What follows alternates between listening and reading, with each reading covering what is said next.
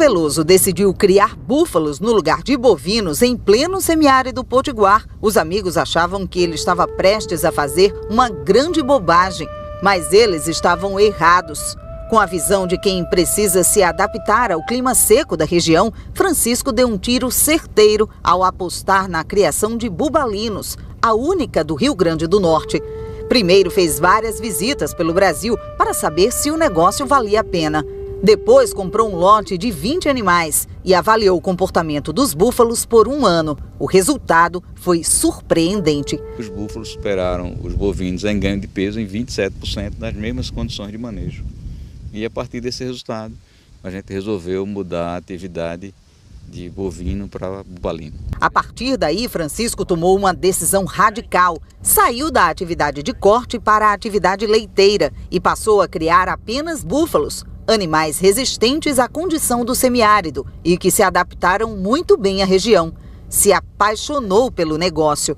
Olha só a relação dele com os animais. Quando você trata bem os animais associam a presença humana a conforto, a bem-estar. Então, quando você está presente, os animais se aproximam. Então, isso é decorrente de todo um trabalho, desde que o animal nasce até a vida adulta. E isso acontece com todo o rebanho. Então, a gente não utiliza aqui cachorro, a gente não utiliza grito, a gente não utiliza ferro, nada disso. Os animais são conduzidos da forma mais carinhosa possível e nós dependemos dele. Em pouco tempo, Francisco montou um laticínio para produzir apenas derivados do leite da búfala. Uma ideia visionária em meio às deficiências do sertão. E não é que deu certo? Hoje, a fazenda de quase 400 hectares produz de 2.000 a 4.500 litros de leite de búfala por mês, dependendo das condições climáticas. No laticínio, essa produção se reverte em 7 tipos de queijo, da conhecida mussarela de búfala ao provolone, para atender às exigências de um público bem seleto. O laticínio de leite de búfala, hoje com quase 150 funcionários, vai de vento em popa, sem ligar para os quase 5 anos de seca que atingem a região.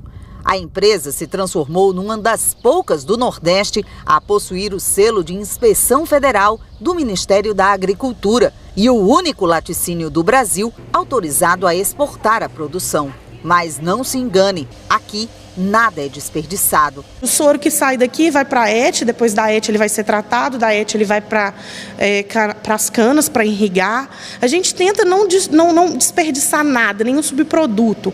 O soro que não é aproveitado, ele vai para a alimentação animal. Tudo é aproveitado de forma que a gente possa, diminuir o impacto ambiental e melhorar a produtividade no geral. A água é captada a 8 quilômetros de distância, mas 2 lagoas de captação com capacidade para 1.200.000 litros de água recolhe toda a chuva que cai. O pasto é nativo e recebe o aproveitamento da limpeza do laticínio. Tudo pensado de um jeito para aproveitar o que o semiárido oferece. Não devemos reclamar disso, nós devemos aprender a conviver com isso.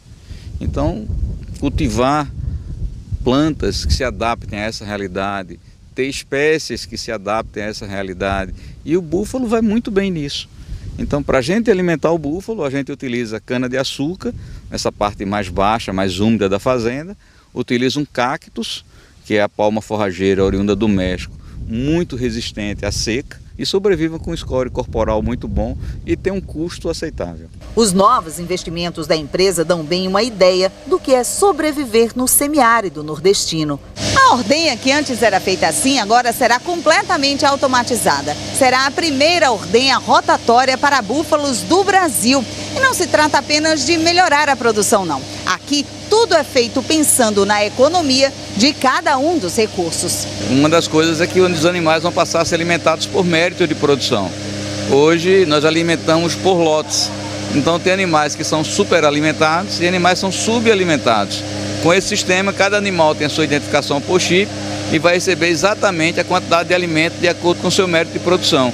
Isso vai gerar não só uma economia no concentrado, mas esperamos também um aumento da produtividade do rebanho. A produção chega a 6 toneladas de queijo por mês, distribuídas para todo o Nordeste, além do Distrito Federal. Mas o Rio Grande do Norte é o seu maior mercado. Fica com quase 40% de tudo que é produzido.